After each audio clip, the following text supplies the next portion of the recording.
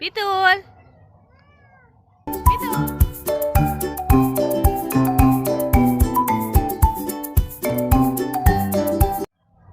इतना बड़ा शैतान है और बौदी को भी पता नहीं है।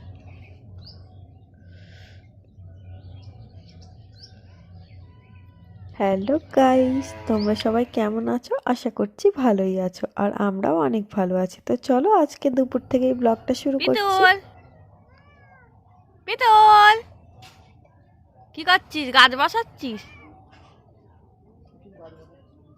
বাজে প্রায় 2টো, আর আমি এই চান টান করে ছাদেও চলে এসেছি। আর আজকে চান করতে অনেকটাই বেলা হয়ে গেছে, তো যাই হোক, আর দেরি হয়ে গেছে। তারপর রান্নাটাও করিনি, ভাবলাম আজকে আমার আবার চিকেন এনেছিল, তো রান্নাটা যেহেতু করা হয়নি, তো জন্য আমি বললাম চিকেনটা তাহলে রাতে খেতে। তো ও বললো না, দুপুরবেলাতেই খাবো। আর ও বলছে কি ও আজকে নিজেই রান্না করবে, তাই জন্য ও এখন রান্না করছে। তো আজকে রান্না করছে ধনিয়া চিকেন, বেশি করে ধনে পাতা দিয়ে। তো ভালোই হয়েছে, আমাকে রান্নাটা করতে হয়নি। আমি এখন ছাদে এসে চুলটা শুকাবো, তো তারপর রান্না হয়ে গেলে গিয়ে ভাত খেয়ে নেব। তো আর আমি এই ছাদ থেকে নামলাম, তো এবার আমরা ভাত খেয়ে নেব। আর চুলটা কিন্তু এখনও শুকায়নি পুরোপুরিভাবে, তো খেয়ে দিয়ে আর একবার ছাদে যেতে হবে। তো চলো, আজকে রান্নাটা তো আমার বর করেছে, আগেই বললাম। তো খেয়ে এবার দেখি কেমন রান্না করেছে। কি হয়েছে, খিদে পেয়েছে? মাংস খাবি? মাংস তোকে তো দেবো না মাংস, তোকে শুধু ভাত দেবো, শুধু ভাত দেবো। আজ রান্না হতে হতে বেশ দেরি হয়ে গেছিলো, প্রায় 3টে বেজে গেছিলো। আর নিচেটা ছিল প্রচণ্ডই ঠান্ডা। তারপর হঠাৎ করেই ঠিক করলাম আজকে তাহলে ছাদেই ভাত খাওয়া যাক। তো সেই মতো ভাত আর মাংস নিয়ে আমরা সোজা চলে এসেছি ছাদে। ছাদে যখন আমরা ভাত নিয়ে উঠেছিলাম তখন কিন্তু আমরা শুধু দুজন ছিলাম, আমি আর আমার বর। তারপর দেখি হঠাৎ করেই 2জন থেকে 3জন হয়ে গেছি, কারণ চুপি চুপি পিতল সিঁড়ি দিয়ে উঠে এসেছে। আমরা যখন এসেছিলাম তখন কিন্তু ও দরজার বাইরে ছিল, আর আমি দরজাটা বন্ধ করে এসেছিলাম। তো পরে ভাবলাম কি করে এসছে, তারপর বুঝলাম জানলা দিয়ে ঢুকে সিঁড়ি দিয়ে উঠে এসেছে। পিতুল, এই পিতুল, মাংস খেতে এসছিস? ছাদে পিকনিক করতে এসছিস?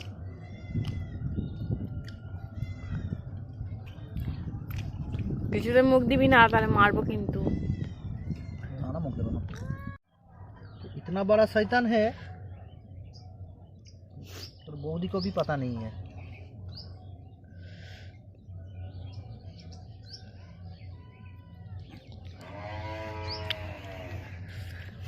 পিতুল, কি খাওয়া হচ্ছে? ধনিয়া চিকেন আর রাইস।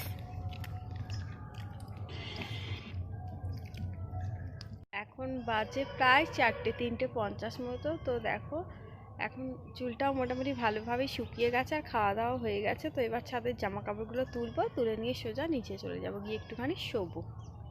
তো দেখো এখন ডিনার করতে চলে এসেছি। আর সন্ধ্যে থেকে ব্লগটা করা হয়নি, কারণ সন্ধ্যেবেলা একটু পোলাও বানাচ্ছিলাম, যে চালটা আমি দুপুরবেলাতেই ভিজিয়ে রেখেছিলাম। দুপুরে আর করা হয়নি। আর পোলাওটা একদমই অল্প হয়েছিল, কারণ চালটা একদমই অল্প ছিল। তো সেটা দিয়ে যেটুকু হয়েছে সেটুকুই করেছিলাম। আর সকালের ভাত ছিল, আর অল্প কটা রুটি করেছিলাম, আর সকালের কিছুটা মাংসও ছিল। তো ওই সব কিছু দিয়ে আজকে ডিনারটা করা হয়ে যাবে।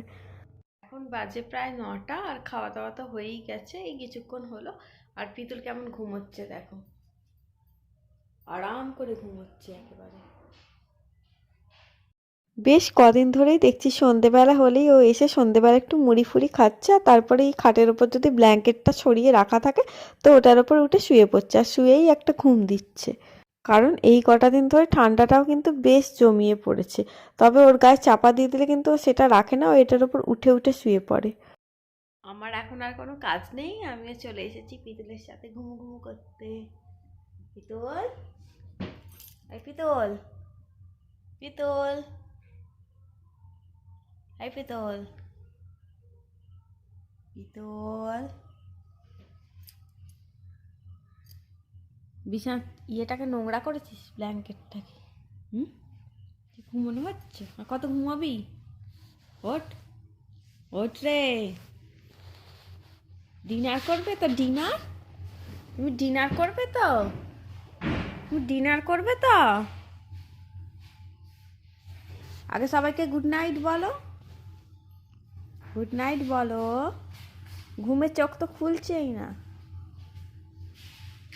আবার শুয়ে পড়লি? আজকে কি উপোস দিয়েছিস নাকি রে? হুম?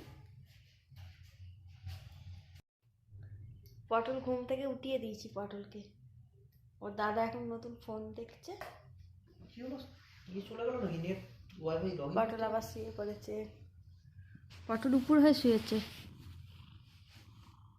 পটল নাক ডাকু ডাকু হচ্ছে, নাক ডাকু ডাকু হচ্ছে। এটা কে রে? এটা কে রে?